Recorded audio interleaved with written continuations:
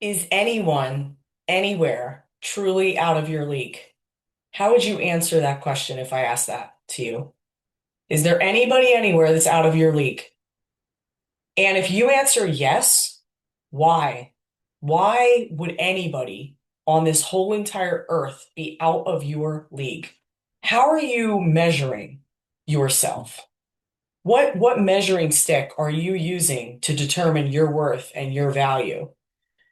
So our society in the United States especially has this idea that we are plus or minus, right? We are higher or lower based on most notably based on, especially women in this society, based on our looks, based on our bodies and our physicality.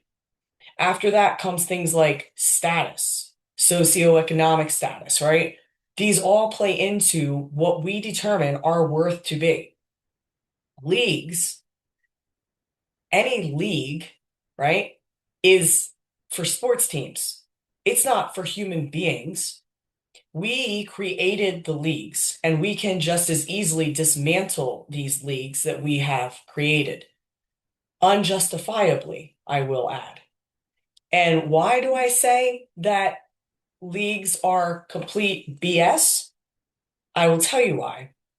Beauty standards in the world vastly differ. So you take places like East Asia, where a frail, kind of very slender, straight up and down, pale skin is favored. Then you take Brazil, where the exact opposite is favored, tan skin, voluptuous body. Then you take the United States, where it's kind of halfway in between with a more athletic build and a more hourglass figure. Um, every country has their own beauty standards. Some are neck rings, right? In certain African cultures, neck rings are a big deal. Um, nose nose jewelry, just the vagina being pierced.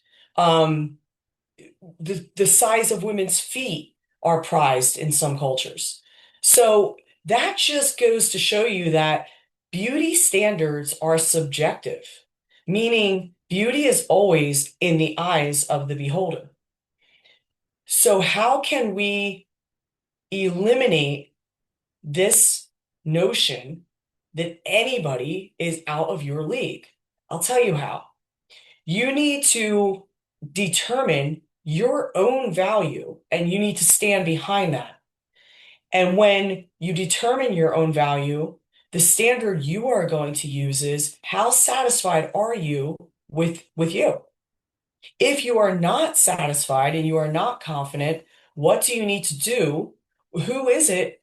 Take a look out in the world among us. What do you desire to be? And get about the business of creating your desired reality in the best way possible and understand that your physicality as well as your internal state can always be modified. It is not static, just as your position within our hierarchy that has been man-made, right? Created by people, putting people into boxes where they believe that they are staying for the rest of their days. So they never try to break out of that box because it's just the box that they know and the box they've always been in. I am here as an encourager and a motivator for you to step out of the box and create your own desired best version of self. When you create that desired best version of self, right? Whatever it looks like, you decide the physical attributes and you go about what you want to do to change your state, if that is what you desire to do, to promote you to become more confident. Because confidence, true authenticity, raw authenticity, somebody that is able to fully show up and unapologetically be in their authentic self, right? And confidence. That is the energy. They embody the energy of magnetism. And if you have ever met people that embody that magnetism and that that pull, right? That pull on your attention, you could feel it when you're in somebody's presence, man or woman. You could feel it when somebody has that. When somebody embodies that, it doesn't matter what their physical attributes are.